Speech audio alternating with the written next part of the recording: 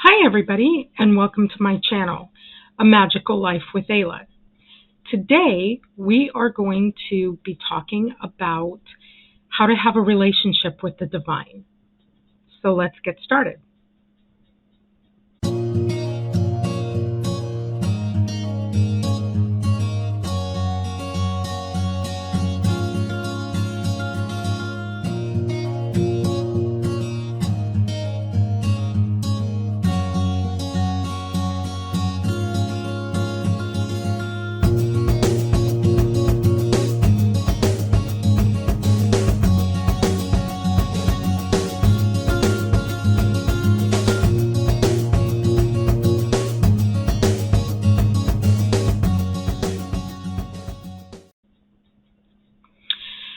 So, um, when we are talking about how to change up your energy, to raise your vibration, to heal the energy that you're putting out, um, we talk about a lot of different things on this channel as far as like issues and solutions and ideas for doing just that.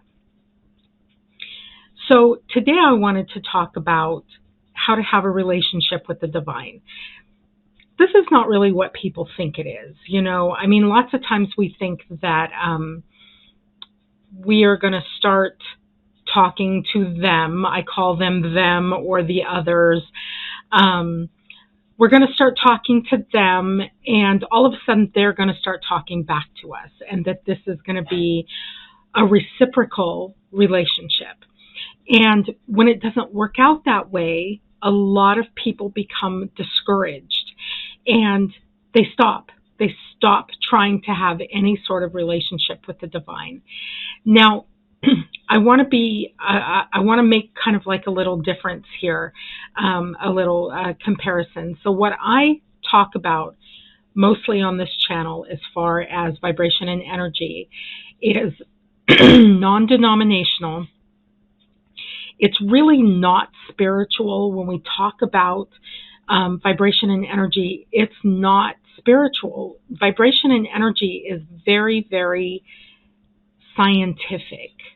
Okay, but it just so happens that if we work with our spirit, we can change that vibration. We can raise that vibration.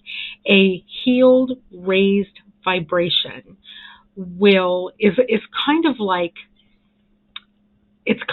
the platform for creating your magical life. So I do two things. I help you learn how to raise your vibration so that you can create your amazing life, however you define that.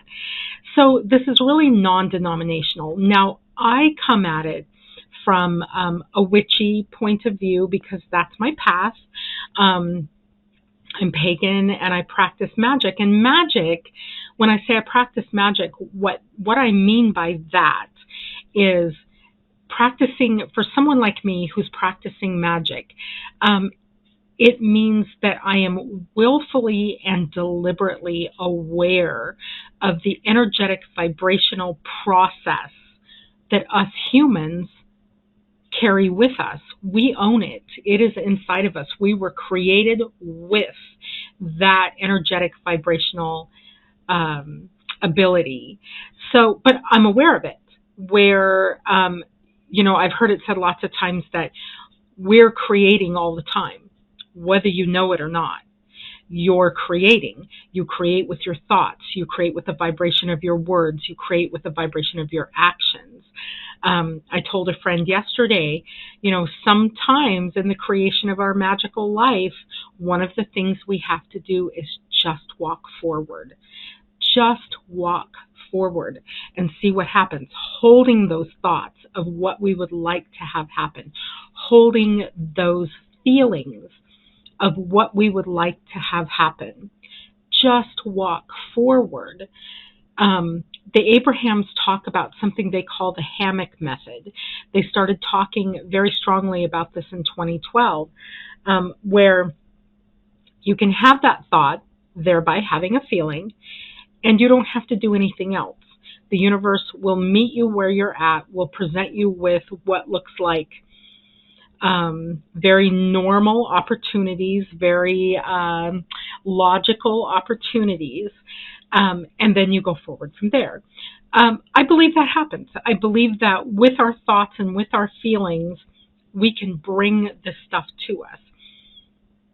I also believe that you are not violating your energetic vibrational contract if you say, I think I want this job. And you start holding that thought, you start having those feelings, and then you move forward in filling out applications, going to interviews, talking to people. So you're going to do what you do, and this is the creation of your magical life. You're keeping that the vibration of what you want your life to be like. Now, my job is to help you get that vibration up there so that when you do start having the thoughts and having the feelings, speaking the words, the vibrations of the words and the vibrations of the actions, that your vibration is so high that several things happen. Number one, you can see the path through into where you want to go. Have you ever wanted to do something and you were just like, I don't know how to get started on that? When our vibration's really high, lots of times we can see the path through into that place where we want to be. The other thing that happens is those opportunities you are very attractive at that point. You start attracting those opportunities into your reality. You get a bunch of opportunities, you're going to wind up where you want to be, So there's that. So you remember Star Trek, and in Star Trek, they have this thing called a prime directive. I think it was called a prime directive. And the prime directive stated that they're going to observe a planet. They may go down incognito, undetected, and do some work down there, but they were not under any circumstances to interfere with the society and the culture. They were to remain completely invisible while they were doing their work, while they were doing what they needed to do. And then they were to come back without anybody having ever known the difference.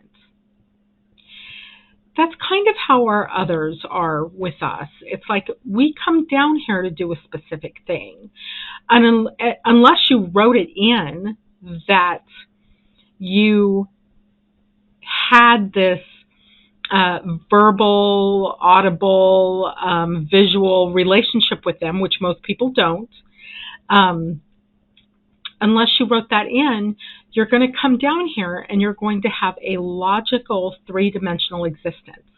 And what I mean by that is, really the point, I just turned 60, and it's taken me all of my life to realize that the point of life is to live.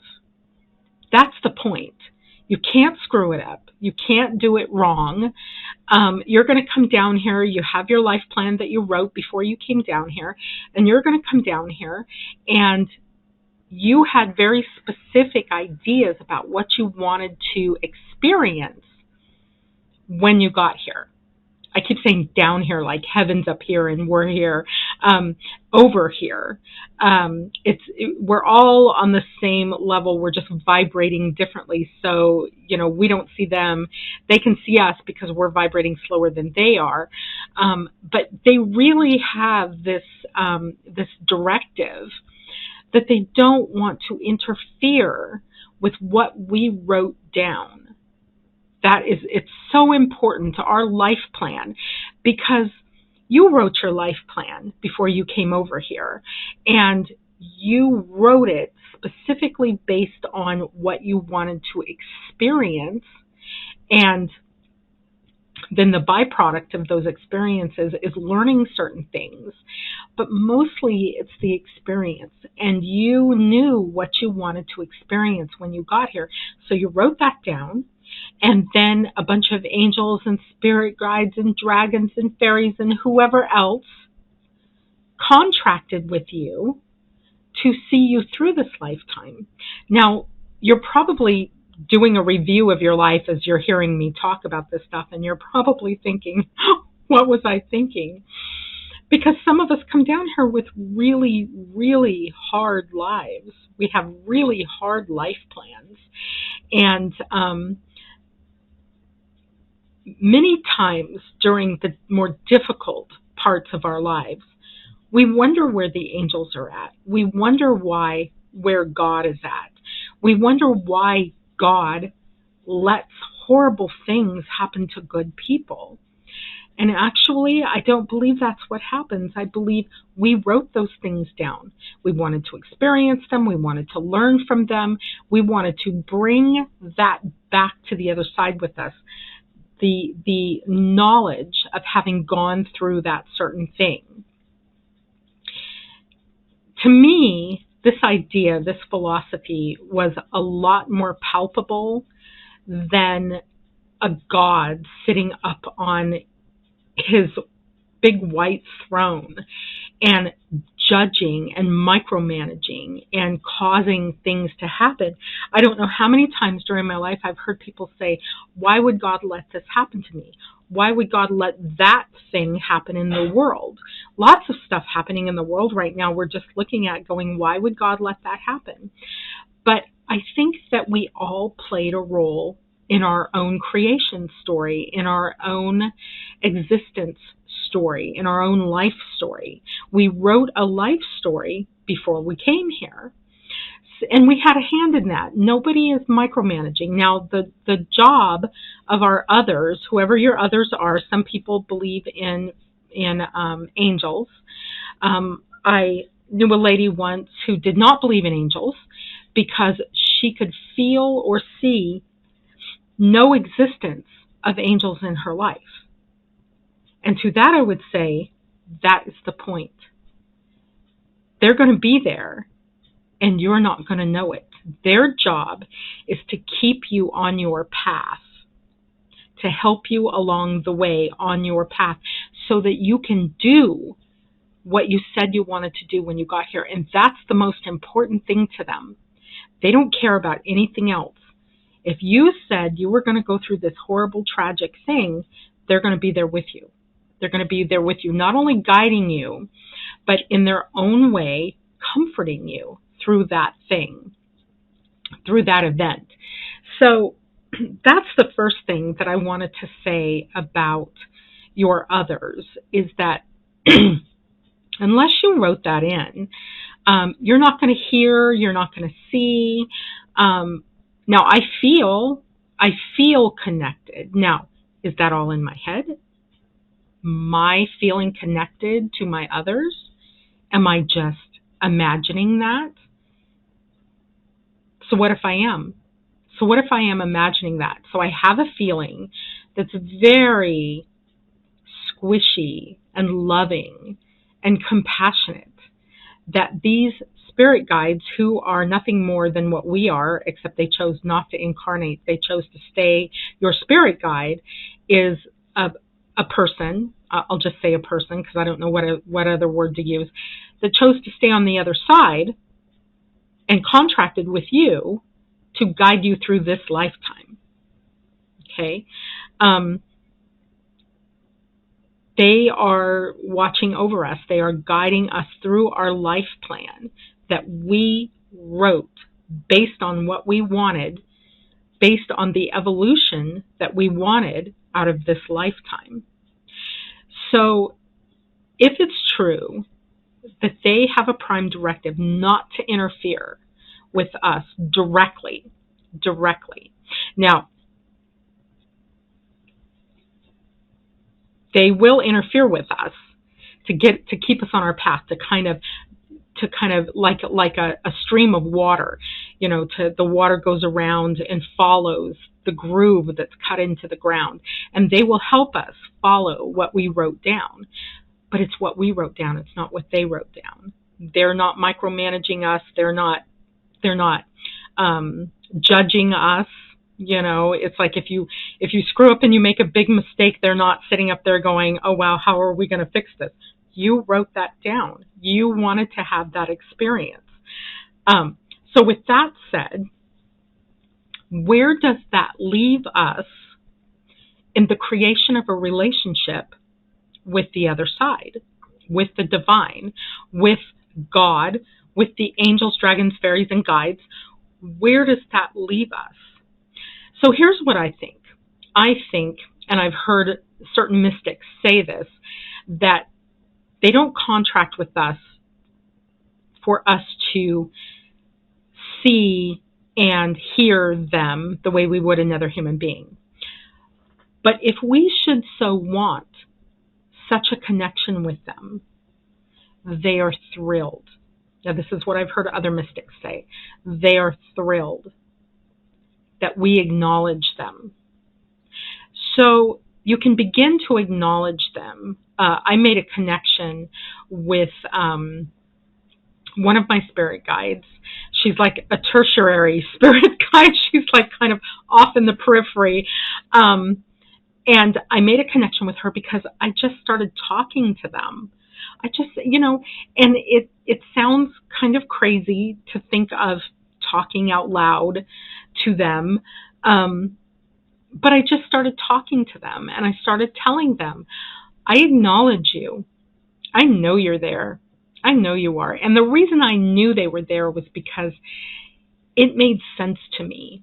It just made sense to me. I mean, when you stop and think about God, I'll just use the word God, creative source, the one, source energy, if you stop and think about it, doesn't it seem like it would be logical and rational? And this whole idea that some people have that we're judged and we're condemned, that just, it doesn't make sense to me. I mean, even if I had a family member who committed a horrible, horrible crime, there's going to be repercussions for that. In this third dimensional world that we live in, there's going to be natural consequences. But do I stop loving that person? I do not. Do I judge that person? I wouldn't be judgmental, but I would wonder why they did that, whatever that thing was that they did. And so you really have to stop and think about the divine, however you see that. What seems logical to you? Put away all of your religious training. Put away everything that your neighbor's husband's wife's cousin said. Put all of that away for just a moment and get inside your heart. What is the overriding vibration of what you feel about source energy? Do you feel that that the divine and everything, when I say the divine, I mean not only God, but angels, dragons, fairies, and guides, and whatever else lives in our spiritual multiverse, do you feel that this is logical? Do you feel that it's loving? Do you feel that it's compassionate? Or are you still trying to overcome previous training where this is judgmental and you may be judged not worthy, you may be condemned? So those are more lower vibrational ideas. We have, in order to raise our vibration, it's like we really need to get in this elevated idea about God. I was having a conversation the other day with William, and we were talking about this idea that at some point in our future, God will take some of us and leave some of us here. And my heart almost exploded with sadness that this thought, I started crying. I just started crying immediately. And I was just like, something inside of me was like, no, that's not true. Because source energy would never do that. There is a judgment when we get back to the other side. God does not judge us. All of the mystics are saying this. We judge ourselves. I'll tell you what, I'd rather have God judge me. We judge ourselves. We look at our life. We know what we were doing in this life. We know who we had contracts with. I'm going to come here, I'm going to be a serial killer. There's contracts with people who want to experience that. And I know this is crazy and it may be hard to wrap your head around, but I really believe that this is how it works. And you're going to say, well, this, according to what you're talking about, Ayla, then the Holocaust was an agreement. Maybe so. Maybe so. Now, does that excuse what happened in the third dimension? Absolutely not. Absolutely not. But this idea is a spiritual idea, and it may help give us a little bit of understanding about why things are the way they are. If you are not happy with the old idea of judgment and condemnation, if that idea doesn't work for you, how does it really happen? And I think that this might be a logical idea, that we come here to experience certain things.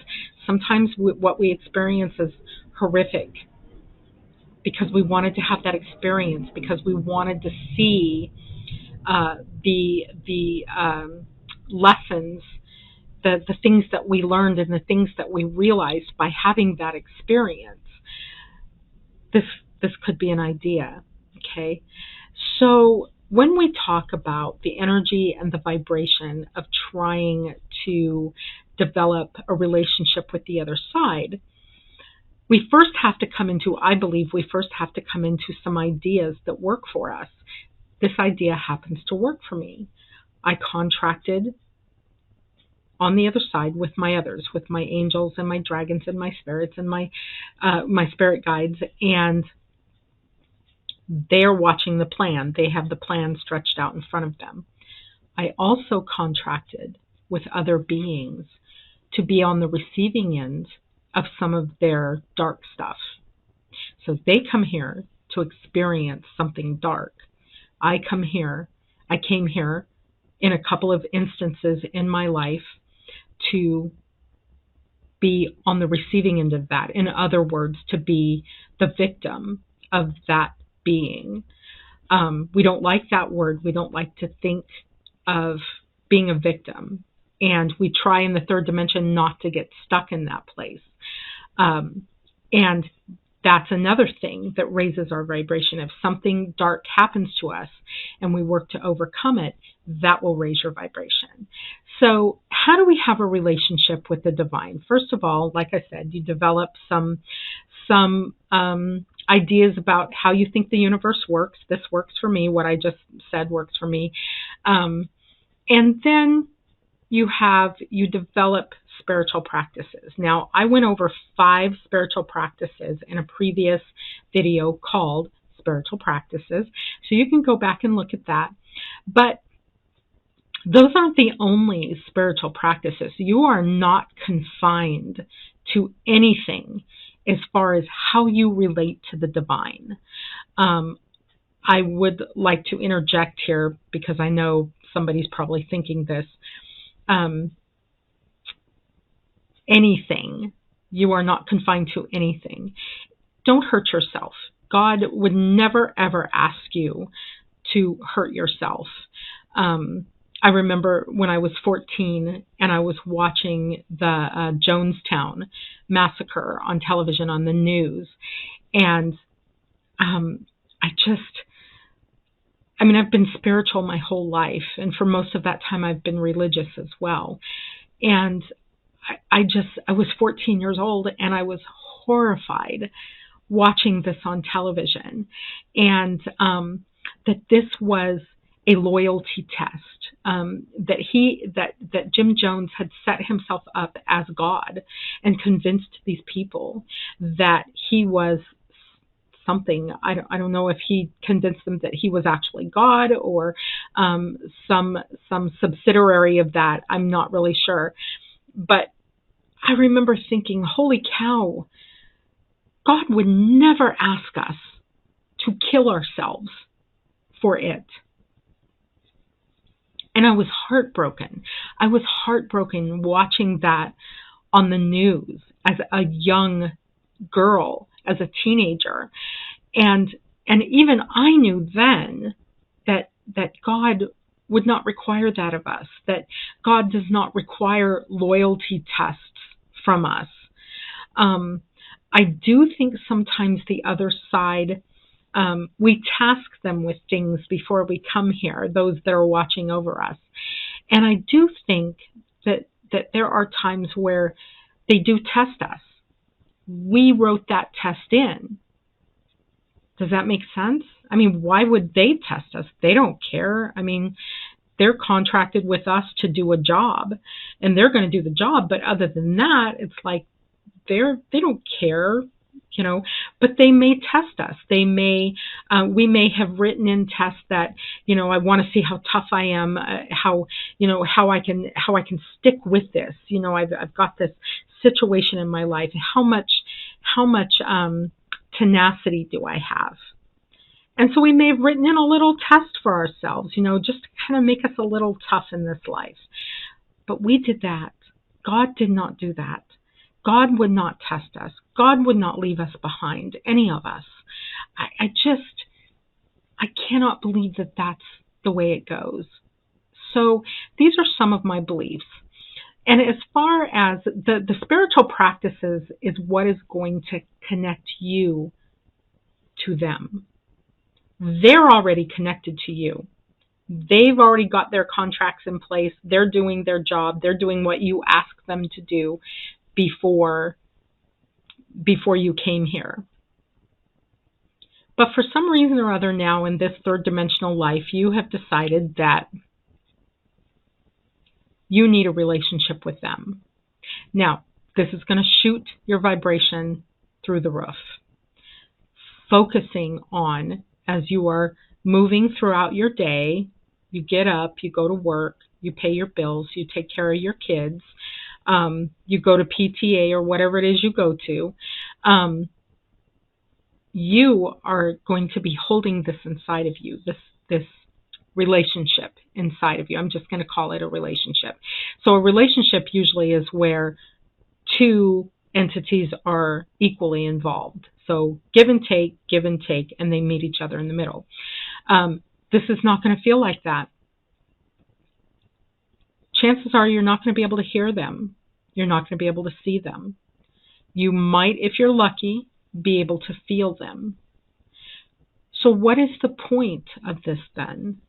If it's not a reciprocal relationship, what is the point?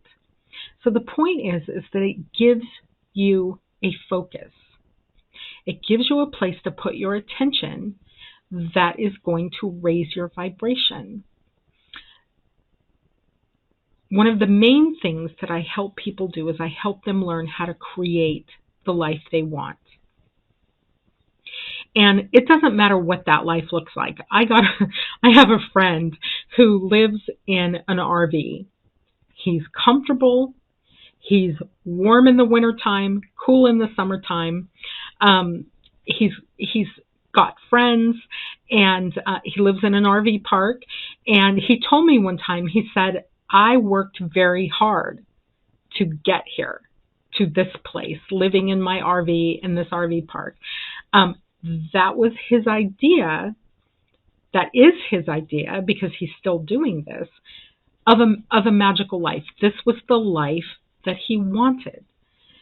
And so you can't look at each other and go, oh my gosh, that's all you want? I've heard people say that before. Don't you want a big house up on the hill and lots of money? It just depends on what your priorities are and what's important to you. So we want to be poised to have the life that we want, however we define that. So having an understanding of spiritual matters and how the spirit works, how we interact with the other side and with our others, having a relationship with our others, learning how to pivot out of negativity and come into positivity, learning to overcome the residual nasty energy that's left behind when we are victimized by other people, learning how to overcome that. These are all things that raise your vibration. Once your vibration is healed and is at a nice, healthy level, is where you are poised to create your life. Having your thoughts and your feelings about the way you want your life to be then becomes very powerful. Now, I believe that we are powerful no matter what. I saw 20 years ago a way to develop our vibration so that we can be aware of this creative process and have control over it. We talk about control like, this is a bad thing. Controlling other people, I think, is a bad thing. But wanting to have control over your life, wanting to have understanding of life and death and how the other side works, these are very powerful things that put you at a very powerful vibration so that you can create your life. And that's what this is all about. So far, we've come into an understanding of our beliefs. What are your beliefs? If you have beliefs that make you feel afraid or limit you, because you are a limitless being. So if you have beliefs that limit you, maybe work on those and get into some more logical, reasonable beliefs, spiritual practices. So what makes you feel close to God? When I'm having stress, William's always like, maybe we should go to the trees. Look up some of the tree research they're doing right now. Trees are amazing. They're way more amazing than we thought they were. But I go, and I know it sounds funny, but I hug the trees. I put my arms around them, and I feel them, and I talk to them, and the talking to them makes me feel more. And I go to the next tree, and I put my arms around that tree, and this is a very scientific thing. I don't have the science, but I know that it's a very scientific thing. I spend 30 or 40 minutes out in the trees. I go we have a place where we go to a stream of water. I go look at the water. I listen to the water and look at the rocks. And lots of times where we go, there might be deer grazing about. About 30 or 40 minutes of this, and I've got my stress in perspective. Because that's all stress is that we've let our perspective get away from us. So, half hour, 40 minutes of that, and I feel like I have a better perspective. So if that's one of your spiritual practices, that's a good one, Maybe you take your spiral notebook and you go to a coffee house and you order coffee and you sit by yourself and you jot down notes in your spiral notebook. That could be a spiritual practice. You make up spiritual practices according to what makes you feel close to the divine. Okay. So that's, I made some notes here. I want to make sure that I've covered everything. So that's really, and there's nothing, Sylvia Browne talked about, just talk to them, talk to them. The Baal Shem Tov in the Hasidic tradition of Judaism, he would every day go into a room, shut a door, sit down in a chair, there was another chair there, and he would talk to the divine as if the divine was a human being, and this was very effective for him. So you may have to make up a practice. You may have to borrow a practice from a friend. Go back and look at Spiritual Practices video. And you don't have to be doing a lot of stuff. You don't have to be doing a lot of stuff. It's not like, I meditate almost every day, not every day, but almost every day. I like to light candles and burn incense as an offering to them. I do like to get out as often as I can, which these days is not very often, out into the trees. And I have friends that I can have conversations with that also have practices and things that they're working with. Divination is a good practice. If you and you don't have to be good at divination. Everybody's like, oh, I don't know how to read tarot cards. If you are interested in tarot cards, get a deck of tarot cards, and every morning pull one card. Look the meaning up in the book. It may or may not have something to do with your life or anything that's going on in your life. But what does that make you think about? What does that card make you think about? You see what I'm saying? We used to, and I'd love to get back to this, but I've kind of gotten away from it. We used to pull a rune every morning, me and William, and look the meaning up in the book, and then think about how that rune, how the meaning of that rune, what it had to do with our life, or how did we interpret that according to what was going on in our life at the time. And if you do a divination in the morning before you go to work, it kind of sets the tone for a high vibrational day. It gives you a little something to remember throughout the day, here and there, that this really cool rune showed up for you, or this really cool tarot card showed up for you. So that's a spiritual practice. But please don't be disappointed when you don't hear them or you don't see them, because that's not likely to happen. Sometimes I feel them. Sometimes I feel words inside my head that I know are not my words, because they're brilliant. And as intelligent as I am, I'm not that brilliant. So you might be lucky enough or blessed enough, or however you want to say it, to hear a thought. Sylvia Browne talks about testing them. That, in this third dimensional life, we don't want to just blindly believe something. We don't want to blindly follow something. And so it's perfectly okay to test them. And so what I started doing is what I call the penny game.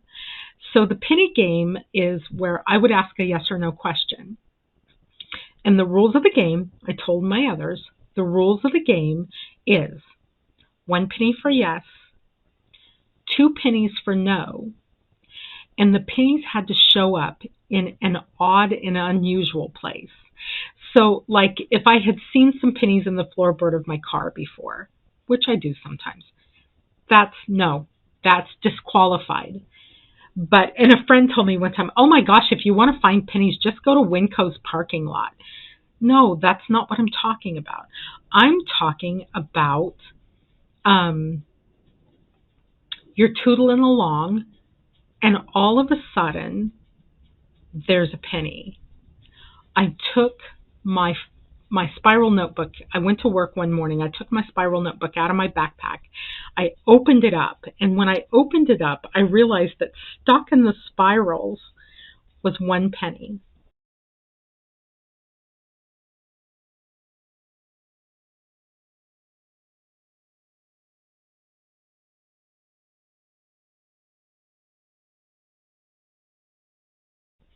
I had been asking a question. 1 penny for yes, 2 pennies for no. I take the spiral notebook out of my backpack. I open it up, and stuck in the spirals is 1 penny. Okay. That qualifies in my mind as an odd and unusual place. It's okay to test them. It's okay to ask for a sign. It's okay to ask to see a certain thing. One of the big things for me right now is repeating numbers.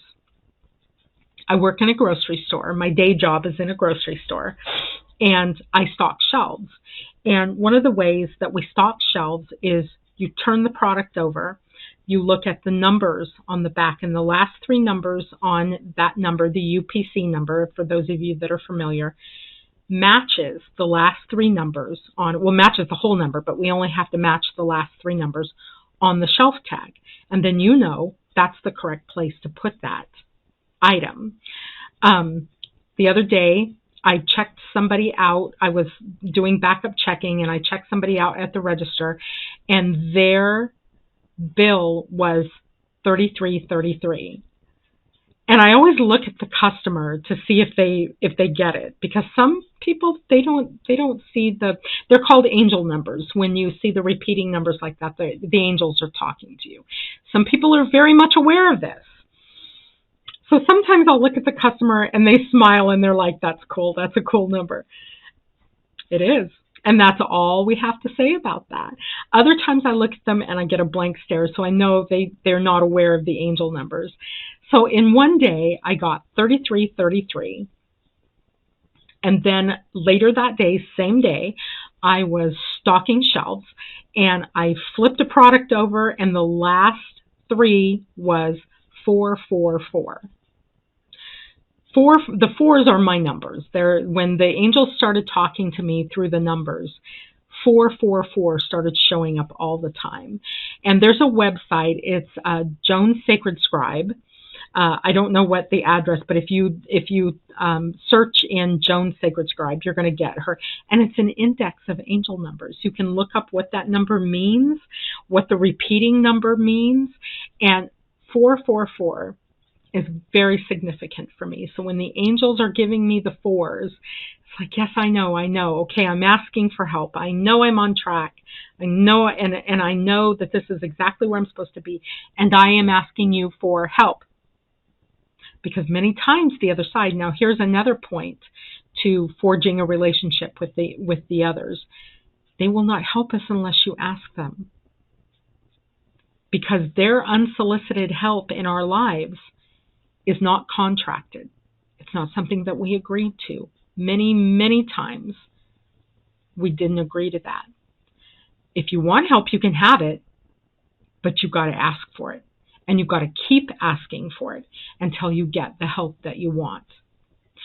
So the point of this video is, if you feel like you need a relationship with the divine, do the things that make you feel close to them. Talk to them.